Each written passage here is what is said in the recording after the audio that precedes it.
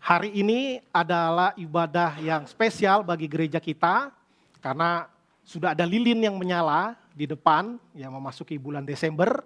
Kemudian juga akan ada layanan sakramen perjamuan kudus dan juga yang lebih jarang lagi terjadi akan ada peneguhan atau pelantikan pengurus sinode dan pengurus klasis yang baru ya untuk periode nanti dengar akan dibacakan SK-nya.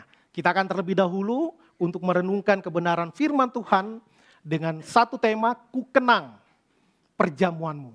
Ku kenang perjamuanmu.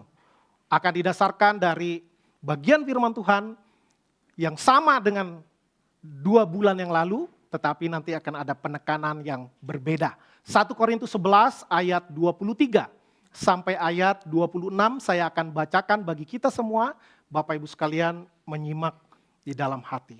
Demikian sabda firman Tuhan.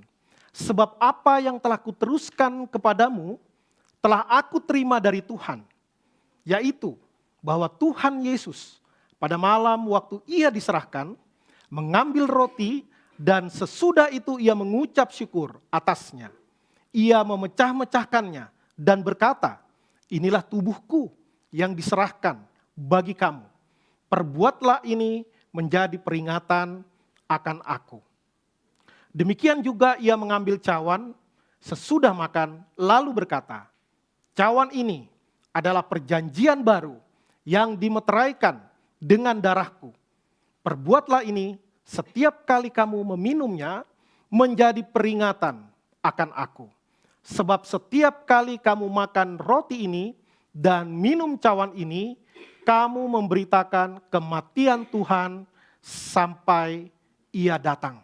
Ya, jadi kalau di 2 bulan yang lalu penekanan kita tentang sampai ia datang, aspek eskatologis di dalam perjamuan kudus.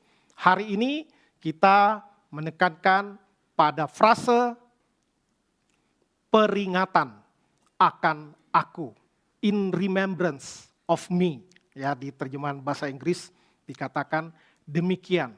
Peringatan ini tentu menjadi satu hal yang monumental, makanya tema kita kenangan. Ya, kenangan biasanya ada banyak hal yang terjadi di masa lalu, tapi tidak semuanya menjadi kenangan. Ya, biasanya yang sangat penting, entah itu menyakitkan, entah itu suatu prestasi. Biasanya yang menonjol itulah yang akan menjadi kenangan. Ya, sama kayak guru sekolah, biasanya ingat muridnya kalau enggak yang paling pinter, yang paling bandel. Gitu ya. Yang rata-rata itu biasanya akan terlupakan setelah sekian lama. Nah, jadi ada 2 kali disebut peringatan akan aku. Peringatan akan aku. Itulah yang akan menjadi penekanan bagi kita. Ya. Nah, berbicara tentang kenangan, tentu perjamuan kudus bukan sekadar kenangan. Karena kalau kenangan kita bisa sambil santai, sambil tidur-tiduran, sambil menghayal, ya namanya aja kenangan, ya kan? Kenangan indah, kenangan manis. Kita bisa sambil biasa-biasa, sambil santai-santai, tetapi ini adalah sebuah kenangan, sebuah pengingat yang monumental. Karena itu harus terus setia dilakukan oleh gereja Tuhan, ya. Dan menarik, dasarnya di sini adalah diterima langsung oleh seorang Rasul Paulus. Ya, di ayat yang awal tadi dikatakan, apa yang telah aku terima dari Tuhan, ya, aku teruskan kepadamu. Ya, jadi di sini adalah bagian di mana Rasul Paulus menegaskan bahwa dia mendapatkan pewahyuan khusus langsung dari Tuhan. Ya, sama seperti catatan dia di kitab Galatia bahwa Tuhan langsung yang mengatakan kepada dia dan Tuhan langsung, Yesus langsung menemui dia ya di dalam peristiwa yang supranatural, yang melampaui akal. Maka ajaran tentang perjamuan kudus ini yang primer sumbernya bukan dia dapatkan dari tradisi, ya, dari tradisi juga, tetapi itu sumber sekunder. Sumber primernya di sini Rasul Paulus menegaskan, apa yang aku terima dari Tuhan, aku teruskan kepadamu. Seperti dalam perjalanan Rasul Paulus dijumpai oleh Tuhan Yesus. Maka setidaknya beberapa ajaran yang diberikan oleh Rasul Paulus diajarkan, diwahyukan langsung oleh Tuhan. Ya, jadi dan itu sumber primernya. Maka itu diajarkan, dia teruskan. Karena apa? Karena ada praktik yang salah yang dilakukan oleh gereja Tuhan, jemaat Tuhan di Korintus. Maka kalau kita mau lihat konteksnya, kita harus baca seluruh perikop di bagian ini. Biasanya kita memang cuma ambil ayat 23 sampai ayat 26. Tetapi kalau kita mau lihat seluruh perikop, kita akan mendapatkan gambaran yang utuh, gambaran yang jelas bahwa ajarannya sudah benar, praktiknya belum tentu benar. Maka selalu ada gap antara ajaran dengan praktik, antara ortodoksi dan ortopraksi. Ortodoksi tidak otomatis seperti alat mekanis, pasti tindakan benar, belum tentu, ya. Belum tentu, harus ada effort. Tentu effort itu, usaha itu membutuhkan anugerah Tuhan untuk menaunginya. Sehingga praktik yang dilakukan itu bisa benar. Yang terjadi di dalam jemaat Korintus, bagaimana orang-orang percaya memang sudah menjadikannya sebuah tradisi, ya, which is good, ya. Tidak semua tradisi pasti jelek, enggak, ya. Semua ada tradisinya, termasuk di dalam kekristenan, termasuk di dalam perjamuan kudus. Rasul-rasul yang lain juga mengajarkan perjamuan kudus. Karena mereka sendiri juga diajarkan langsung oleh Tuhan Yesus. Walaupun dalam pengertian yang belum sepenuhnya. Ya, saya yakin ketika Yesus di malam terakhir ini kan Yesus belum disalib. Ya, belum disalibkan. Ini adalah the last supper. Makan setelah makan malam. Ya, the last supper. Bukan dinner, ya supper. Jadi mungkin jam 9, jam 10 malam Yesus memecah-mecahkan roti. Inilah tubuhku yang terpecah-pecah bagi kamu. Mungkin ada yang maksudnya apa ya? Baru ini nih ngomong begini nih. Ya, mungkin yang lagi lapar tadi nggak sempat makan malam, terserahlah ngomong apa guru, yang penting saya makan. Ya, yang penting saya minum. Mungkin ada yang makan kebanyakan sehingga disuruh berjaga-jaga 1 jam saja nggak bisa, ketiduran. Ya, padahal mereka sudah di-training secara intensif oleh Yesus. Menginjili berdua-berdua, pergi ke kota-kota, ke desa-desa. Tapi di saat-saat yang paling penting dan paling genting, justru ketiduran. Ya, padahal Yesus sudah suruh berjaga-jagalah. Ya, nggak tahu, nggak dicatat di dalam Alkitab. Apakah karena kebanyakan makan, ya, atau minum anggurnya kebanyakan, nggak dibilang. Yang pasti mereka ketiduran. Ya. Nah, jadi sumber sekunder yang didapatkan oleh Rasul Paulus tentu dari tradisi gereja yang sudah ada pada saat itu. Nah, ini juga penting. Jadi ada sumber primer, ada sumber sekunder yang menegaskan bahwa sakramen perjamuan kudus bukanlah kreativitas atau karang-karangan gereja, bukan. Ya, tetapi memang perintah langsung dari Yesus Kristus. Dan untuk konteks Rasul Paulus, dia mengerti tentang perjamuan kudus, diajar melalui wahyu langsung dari Yesus Kristus, dan sumber sekundernya adalah dari tradisi. Pada saat itu yang memang sudah melakukan perjamuan kudus. Dan ini menjadi sesuatu yang menarik.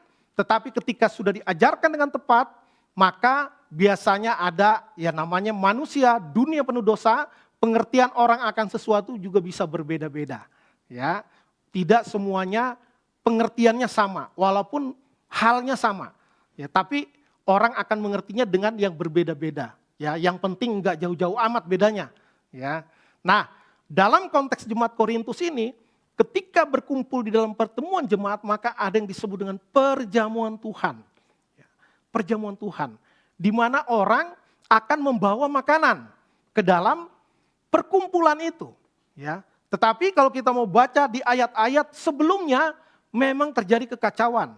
Dan Rasul Paulus dengan sengaja menuliskan dalam hal ini aku tidak memuji kamu.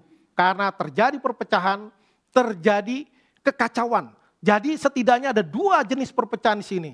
Di Korintus, yang pertama dari favoritisme, ya ada fansnya Paulus, fansnya Petrus, ya fansnya Yesus, begitu kalau dibaca 1 Korintus 1 itu ada berbagai perpecahan. Yang kedua, gara-gara makanan, ya.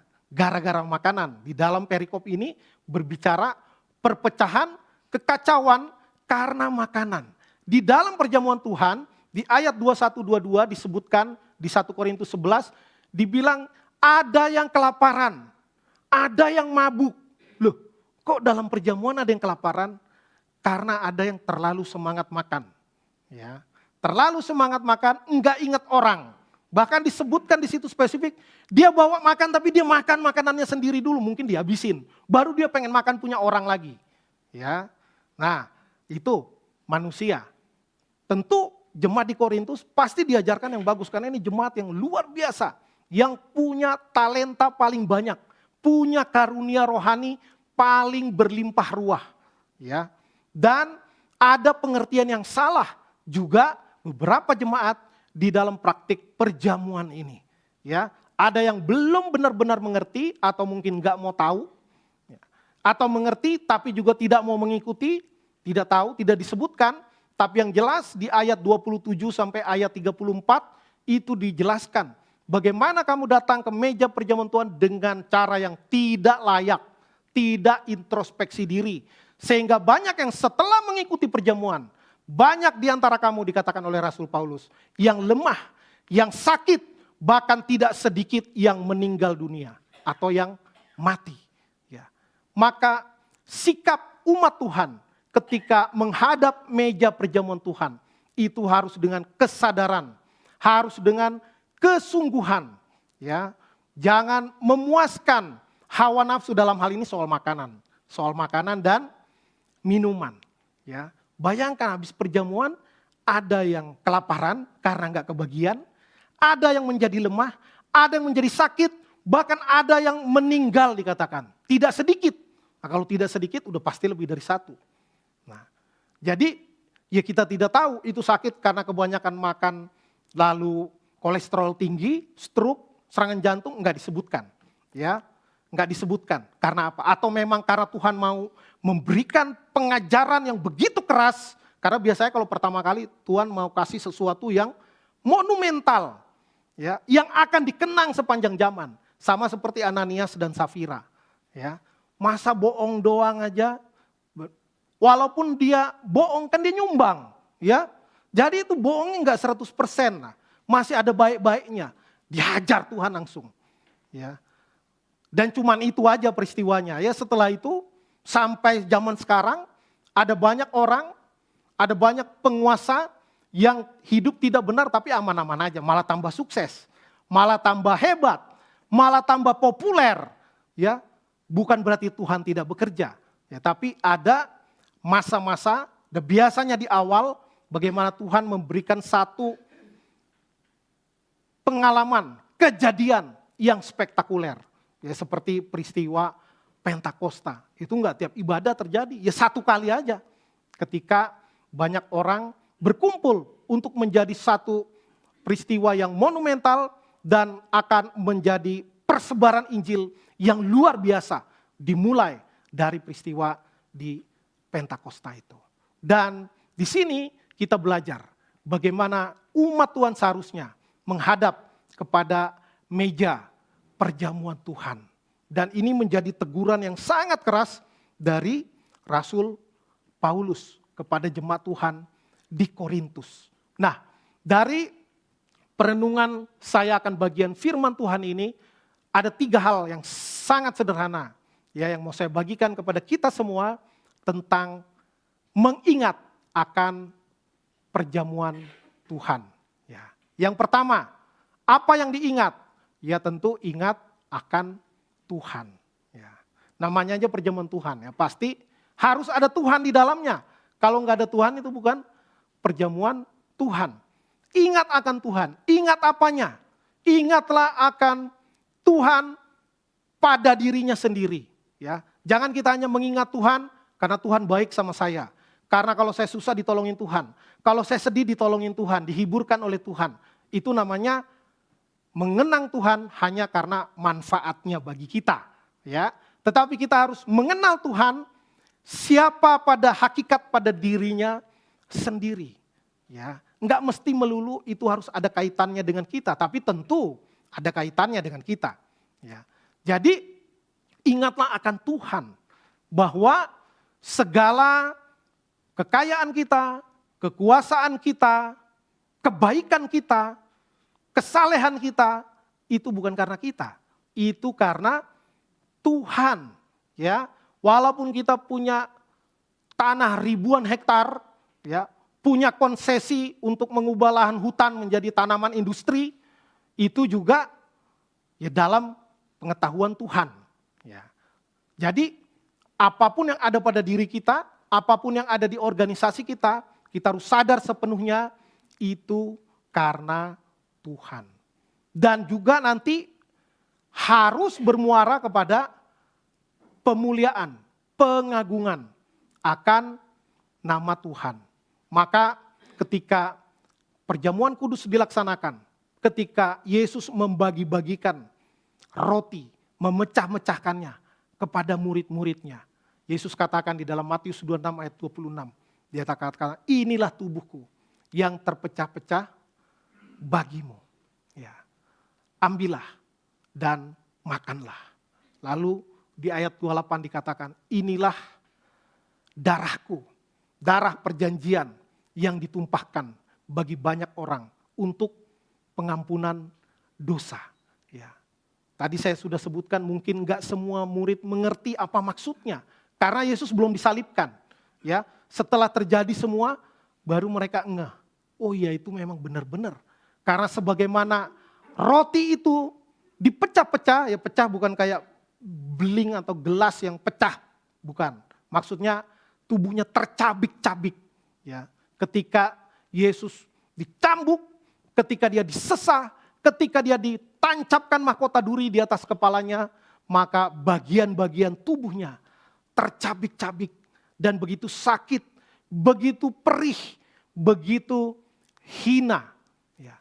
Maka ketika kita menerima layanan sakramen perjamuan kudus, kita harus ingat akan Tuhan. Ini bukan soal tradisi gereja, walaupun ini menjadi tradisi. Tetapi kita tidak boleh terjebak pada seremonial. Tapi benar-benar kita ingat akan Tuhan. Ya, ini semua diinisiasi oleh Tuhan. Dan dilakukan sendiri oleh Tuhan. Jadi Tuhan kita luar biasa.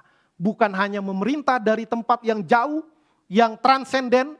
Tetapi Tuhan yang mau melakukan apa yang menjadi rencananya. Turba, ya, turun ke bawah, masuk dalam sejarah, masuk dalam dunia yang nggak harus juga diselamatkan, tapi dia dengan sadar memilih, ya, untuk turun ke dunia, untuk menebus dosa saudara dan saya. Maka ingat akan Tuhan. Yang kedua, ingat akan diri sendiri. Ingat akan diri sendiri. Sadarilah bahwa identitas kita sebagai umat Tuhan, kita nggak bisa menepuk dada. Ya. Sebagaimana orang Israel kurang suka kalau orang luar Israel diselamatkan. Tuhan sejak perjanjian lama sudah berulang kali mengajarkan kepada bangsa pilihannya sendiri. Yang dipilih bukan karena prestasi, tetapi dipilih hanya berdasarkan belas kasihan dan anugerah Tuhan. Maka ketika Tuhan mau menyelamatkan bangsa Niniwe, seorang Nabi Yunus saja nggak rela. Ya, dia mau mengukur kadar kasih dan belas kasihan Tuhan dengan ukurannya diri sendiri. Orang yang layak diselamatkan itu yang baik. Yang jahat ngapain diselamatkan? Jadikan aja itu kayu bakar di neraka. Ya, itu pandangan Yunus, seorang nabi yang juga tidak sempurna pemahamannya. Ya, bagaimana orang Moab dipakai, Rut menjadi bagian dari sejarah keselamatan. Silsilah sang juru selamat. Bagaimana Rahab bukan perempuan baik-baik, bisa dipakai Tuhan. Untuk apa? Untuk menggenapkan rencananya. Ya, ini menjadi sejarah penyelamatan. Maka jangan sampai kita seperti bangsa Israel. Karena dipilih Tuhan lalu merasa levelnya paling tinggi. Yang lain itu levelnya di bawah. Ya. Ketika mereka berdebat dengan Yesus, mereka bilang, kami keturunan Abraham. Waduh. Ya, itu bukan mau ngasih tahu silsilah. Itu mau ngasih tahu, lu nggak tahu siapa gua. Ya. Ini adalah kesombongan. Karena mereka merasa sebagai bangsa pilihan Allah. Dan kita dalam bentuk yang berbeda. Bisa saja kita punya mentalitas, mindset, pikiran, hati nurani yang mirip dengan orang Israel. Karena kita merasa mengerti firman Tuhan, bisa menggali, bisa mengkhotbahkan, ya. Lalu kita merasa menjadi sesuatu, merasa berjasa di dalam pelayanan, di dalam gereja, ya. Kita merasa saya rutin menyumbang gereja, saya rutin mendukung pekerjaan misi dan lain sebagainya. Lalu kita merasa kita berjasa bagi Tuhan. Hati-hati, ya, hati-hati. Karena apapun yang kita miliki, entah itu kekayaan, kecerdasan, kemampuan berorganisasi, dan semua itu hanya titipan Tuhan yang akan diminta pertanggungjawaban.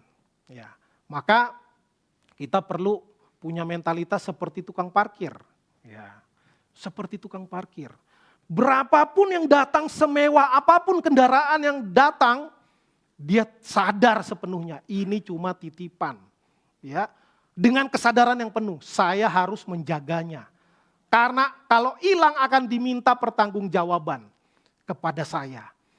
Berapa banyak kita karena sudah memiliki, punya sertifikat hak milik, punya BPKB, ya, dan lain sebagainya, maka kita merasa ini punya saya pribadi. Ya. Ini punya saya pribadi. Pemakaiannya suka-suka saya. Ya. Enggak begitu. Enggak begitu. Semua hanya titipan Tuhan. Ya. Semuanya titipan Tuhan, termasuk tubuh kita. Ini harus kita jaga kesehatannya. Karena itu juga titipan Tuhan. Maka gaya hidup kita, cara kita hidup, pilihan menu makanan kita, pilihan tontonan kita, ya, itu juga titipan Tuhan dalam rangka kita menjaga tubuh kita sebagai bayi Tuhan.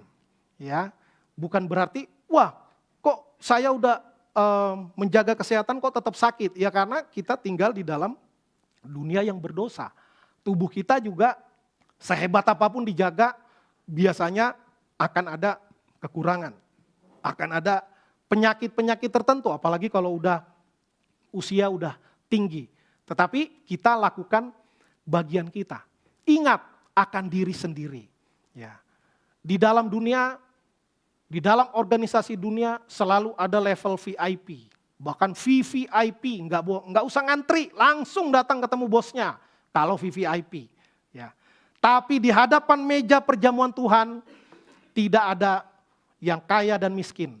Tidak ada penguasa dan rakyat jelata. Semua kita di hadapan meja perjamuan Tuhan adalah orang-orang berdosa yang mengemis belas kasihan Tuhan. Tidak peduli siapa kita, termasuk pendeta. Ya, termasuk saya. Di hadapan meja perjamuan Tuhan, hanyalah orang berdosa yang memohon belas kasihan Tuhan. Kalau Tuhan mau kasihan, terserah Tuhan. Kalau Tuhan gak mau kasihan, kita juga gak bisa protes. Ya, gak bisa kepada Mahkamah Konstitusi Sorgawi, gak ada. Ya, karena Tuhan punya kedaulatan penuh, the sovereignty of God. Dan yang terakhir, bukan hanya ingat akan Tuhan, bukan hanya ingat akan diri sendiri yang penuh dengan keterbatasan, karena itu kita harus selalu tahu posisi kita di hadapan Tuhan, tetapi juga ingat akan sesama. Ingat akan sesama. Di 1 Korintus 11 ayat 33, Rasul Paulus mencatat di situ. Ketika kamu akan makan, tunggu dulu yang lain. Ya. Jangan sampai ada yang begitu rakus sehingga kekenyangan, mabuk, kebanyakan minum anggur, lalu ada yang kelaparan, ada yang gak kebagian. Ini akan menjadi satu hal yang tidak menjadi kesaksian. Karena bisa jadi banyak yang datang mendengarkan pengajaran belum Kristen. Ya, maka bagaimana orang Kristen bersikap di dalam satu meja perjamuan itu penting. Maka Rasul Paulus bilang, emang kamu di rumah gak punya makanan? Ya, kalau perlu makan dulu dari rumah, baru datang kepada meja perjamuan Tuhan. Tetapi kalau kita mau pikirkan juga mungkin ada orang-orang yang mau beli makan pun udah gak ada uang. Di zaman itu ekonomi jauh lebih buruk daripada sekarang. Ya, jauh lebih buruk. Kita udah jauh lebih advance, peradaban. Ya, apalagi orang Kristen banyak yang levelnya memang level marginal zaman itu. Ya, masih sembunyi-sembunyi. Bahkan mau jadi orang Kristen aja bahaya. Ya, bahaya. Bisa hilang relasi bisnis, bisa dimusuhi oleh penguasa pada zaman itu. Karena itu selalu sejak dulu zaman Rasul ada perjamuan, ya, perjamuan Tuhan, di mana yang punya banyak akan membawa banyak, berbagi, ya. Inilah yang disebut dengan solidaritas, ya. Maka kita harus ingat bagaimana solidaritas itu dimulai dari Tuhan, ya. Tuhan gak enak-enakan santai-santai cuman mantau, monitor sorgawi, ngelihat orang di segala zaman, di segala tempat. Enggak, ya. Tapi justru pekerjaan yang paling tidak enak, ya, membatasi kemahaannya itu. Waduh, luar biasa. Peristiwa Natal itu mujizat luar biasa. Udah pasti kalau kita jadi Yesus nggak mau ke dunia, ngapain susah-susah, ya. Ngapain susah-susah? Nggak harus juga kau diselamatin. Diselamatkan orang-orang berdosa, namanya dosa ya udah, itu udah layak ke neraka. Ngapain dia bersusah-susah? Tetapi Yesus ingat, kalau enggak dia sendiri yang turun tangan, maka orang yang mau selamat itu hanyalah angan-angan. Ya, manusia enggak bisa mengusahakan keselamatannya sendiri. Karena standar Tuhan tidak mungkin dicapai oleh manusia berdosa. Dan di sini melalui perjamuan Tuhan, Rasul Paulus mencatat, ingatlah akan sesamamu. Banyak orang-orang di sekitarmu yang membutuhkan pertolongan, ya, yang membutuhkan bantuan. Ada banyak orang boro-boro memikirkan makanan nutrisi yang paling bagus untuk saya sesuai golongan darah, sesuai dengan tingkat kolesterol, tingkat gula darah, tingkat tensi. Ada banyak orang yang belum sampai ke sana, bukan karena nggak ngerti. Emang levelnya tuh makan atau enggak saya sekarang, hari ini. Nanti malam saya makan atau enggak. Ya, bukan lagi mau makanan yang nutrisinya dihitung dengan baik. Kalau kita ada di level itu ya puji Tuhan. Puji Tuhan, kita bisa lakukan terus. Hidup lebih sehat. Ya, membiasakan diri hidup sehat, tapi kita harus ingat akan sesama. Ya. Saya punya teman SMA dulu yang sudah merantau ke Sumatera Utara, teman SMA kelas 3, lalu dia sih tidak jadi korban jiwa, tetapi kampungnya terisolasi di daerah Sibolga, Batang Toru. Tapi puji Tuhannya desanya tidak hancur, tapi nggak bisa kemana-mana karena jalan terputus. Ya. Maka kami ya teman-teman SMA lama, bagaimana kalau kita kumpulkan semampunya, ya, semampunya untuk menolong, nggak masalah, ya. Imannya beda, dia bukan orang Kristen, tapi ya ingat sesama ini banyak ininya ya, banyak cabangnya. Ada sesama saudara seiman, ada sesama anak bangsa, ya, bahkan sesama manusia, dan mau lebih luas lagi, sesama ciptaan. Sesama ciptaan. Banjir bandang yang terjadi, yang luar biasa terjadi, ya tentu itu faktor cuaca benar. Karena siklon tropis dan itu biasanya nggak kena di daerah Katulistiwa. Tapi kali ini terjadi dan ternyata tidak siap. Kenapa? Ya, saya nonton podcast bahkan dikatakan itu 4 hari 5 hari sebelumnya BMKG sudah kasih tahu bahwa beberapa hari ke depan siklon tropis akan datang dan akan mengakibatkan curah hujan yang jauh lebih besar daripada yang pernah terjadi. Ya. Tapi ya 4 hari 5 hari mau ngapain? Ya, tumpukan kayu udah terkumpul di hutan sana, nggak kelihatan dari jalan. Taunya setelah banjir bandang. Ya. Bagaimana? Ya memang banjir karena hujan, ya itu dari langit. Tetapi kayu gelondongan itu bukan dari langit, tapi dibawa oleh air. Harusnya mereka bertugas untuk menjadi daya dukung, menjadi daya tampung, supaya air tidak semuanya meluncur ke sungai yang semakin hari semakin dangkal dan semakin sempit. Ya, tetapi karena manusia lebih mementingkan ekonomi daripada ekologi, maka bencana itu tidak bisa diminimalkan, tidak bisa diantisipasi.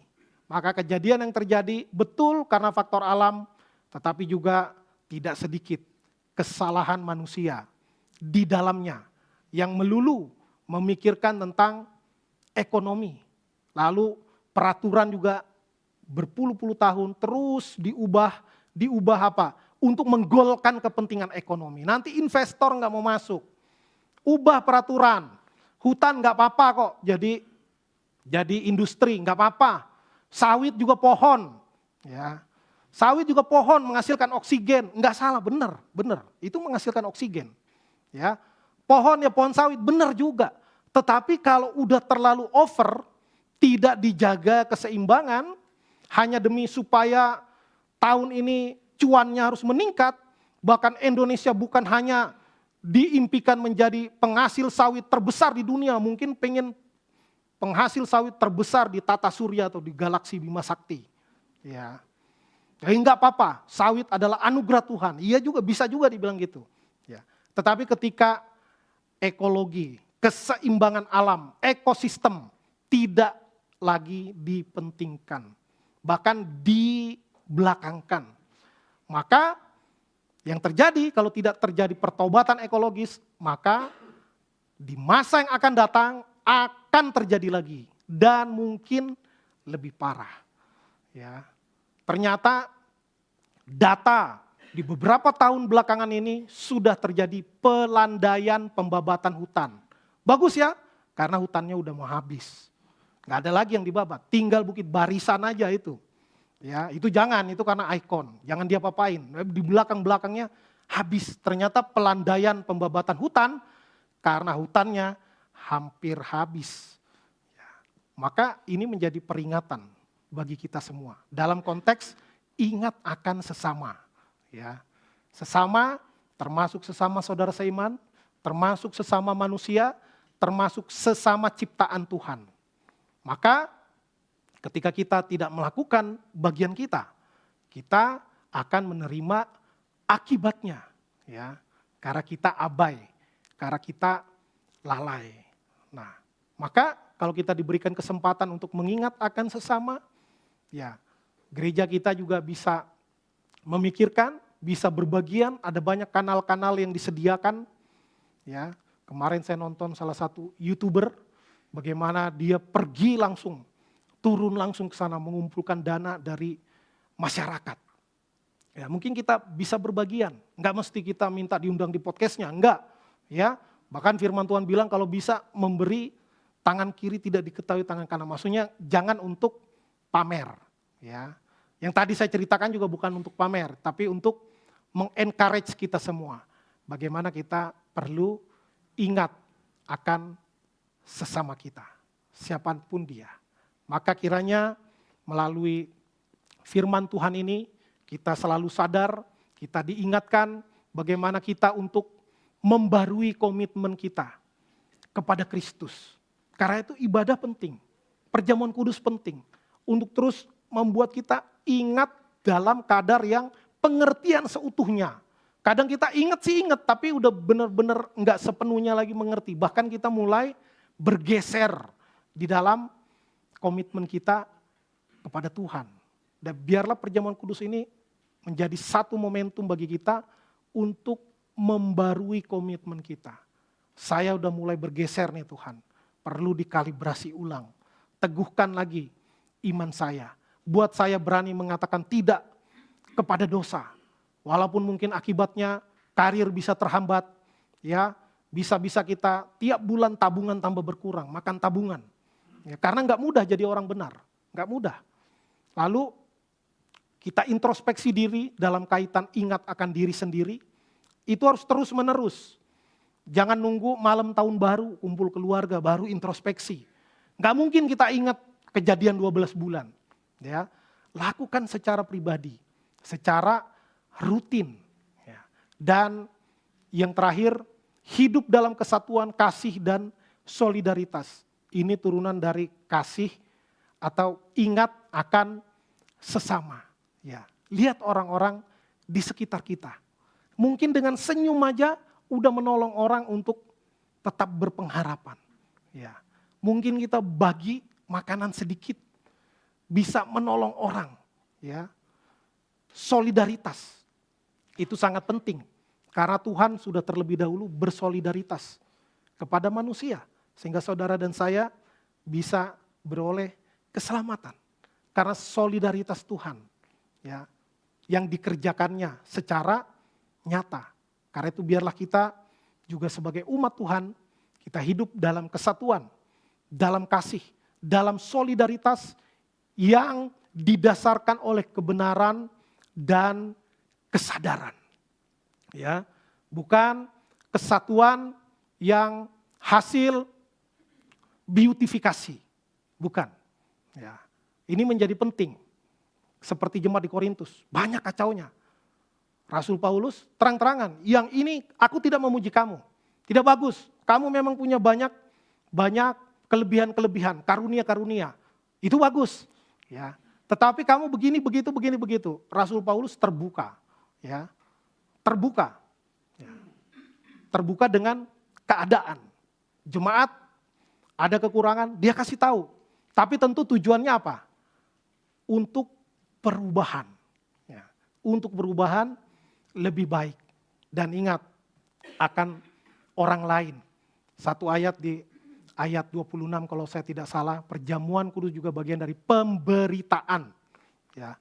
Maka pemberitaan, perjamuan kudus kita menyatakan iman, juga ada pemberitaan akan Kristus yang mati dan bangkit untuk mengalahkan maut dan menyediakan keselamatan. Maka dengan solidaritas kita, dengan tindakan sosial kita, itu juga bagian dari pernyataan iman kita. Bagaimana kita mewujud nyatakan iman kita itu yang termanifestasi di dalam perbuatan kita, di dalam karakter kita, dan di dalam tindakan sosial yang kita kerjakan. Kiranya firman Tuhan meneguhkan dan memberkati kita. Amin, kita berdoa.